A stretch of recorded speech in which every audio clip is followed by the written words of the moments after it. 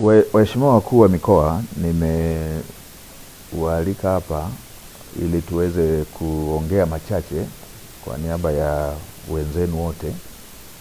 Mamlaka ya hali ya hewa ya Tanzania, yani TMA, ilitoa utabiri wa mwelekeo wa msimu wa mvua za vuli na mvua za msimu kwa kipindi cha Oktoba 2025 hadi Disemba 2025 na kipindi cha mwezi Novemba 2025 hadi Aprili 2026 mtawalia.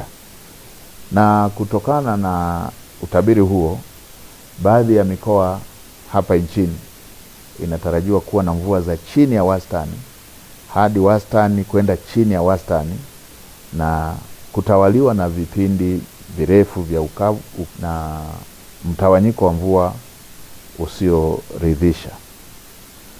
Tathmini ya mamlaka ya hali ya hewa inaonesha hali ya kuchelewa kwa mvua inatarajiwa katika maeneo ya mkoa wako wa Dodoma, Mheshimiwa Mkuu wa Mkoa, mkoa wa Katavi, mkoa wa Kigoma, mkoa wako wa Singida, Mheshimiwa Mkuu wa Mkoa, Tabora, pamoja na mikoa ya Iringa, Mbeya, Mtwara, Njombe, Songwe, Rukwa, Ruvuma, pamoja na kusini mwa mkoa wa Morogoro.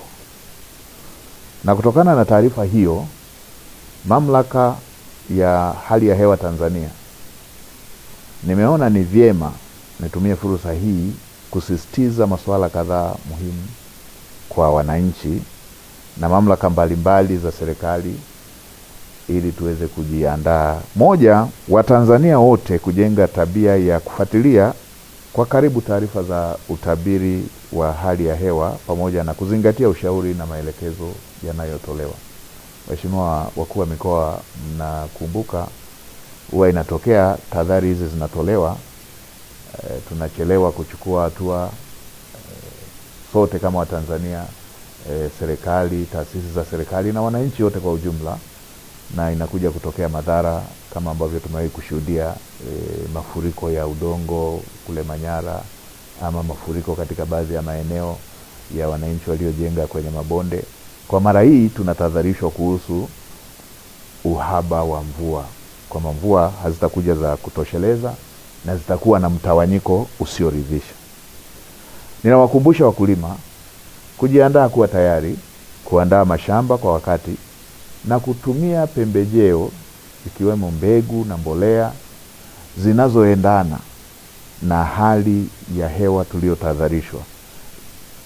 Tutumie mbolea na tutumie mbegu zinazoendana na upatikanaji wa mvua chache, sambamba na kuzingatia ushauri wa wataalamu wa kilimo ambao kwa sasa wanazunguka nchi nzima kukutana na wakulima na kutoa elimu. Pamoja na kuwa hakuna tishio la uhaba wa chakula, kwa sasa kama nchi tuna akiba ya ziada, tuna chakula cha kujitosheleza, tuna hifadhi ya chakula ya kutosha kama nchi. Lakini ni vyema wananchi waendelee kuzingatia matumizi sahihi ya chakula, ikiwemo kuweka akiba na kuepuka matumizi yasiyofaa, kwa sababu tumetahadharishwa kuhusu hali ya mvua kwamba hazitatosheleza. Kwa hiyo huenda ikaathiri mavuno. Kwa ni vizuri tukaanza kuhifadhi akiba ya chakula tulionayo. Na kwa upande wa wafugaji, wanashauriwa kuweka mipango mizuri ya matumizi na uhifadhi wa maji na chakula cha mifugo.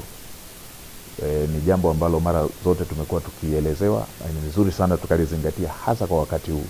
Matumizi bora ya malisho, uhifadhi wa chakula pamoja na maji kwa ajili ya mifugo, ili yasijitokeze yale ambayo tumewahi kuyashuhudia ya upotevu mkubwa wa mifugo kutokana na uhaba wa chakula pamoja na maji. Wakuu wa mikoa pamoja na wakuu wa wilaya, wasimamieni maafisa ugani ili muhakikishe wanawatembelea wakulima na kutoa ushauri, ikiwemo matumizi sahihi ya mbegu kulingana na hali ya hewa badala ya kukaa maofisini. Tumekuwa na shida hii ya kila mtu kuwa anakaa ofisini. Sasa ofisi za baadhi yetu inatakiwa iwe kule kazi yao majukumu yao yanakotaka wawasimamie, wawaelekeze, wawaelimishe wakulima, wawaelimishe wafugaji, ili madhara ya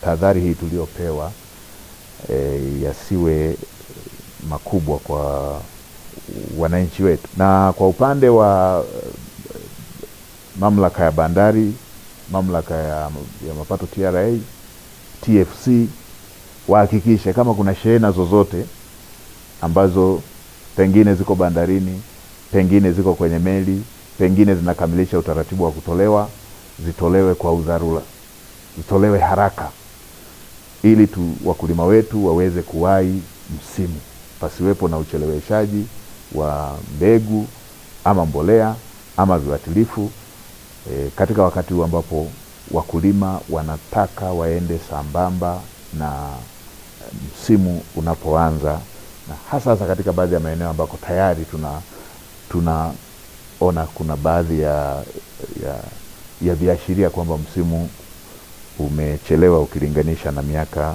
mingine.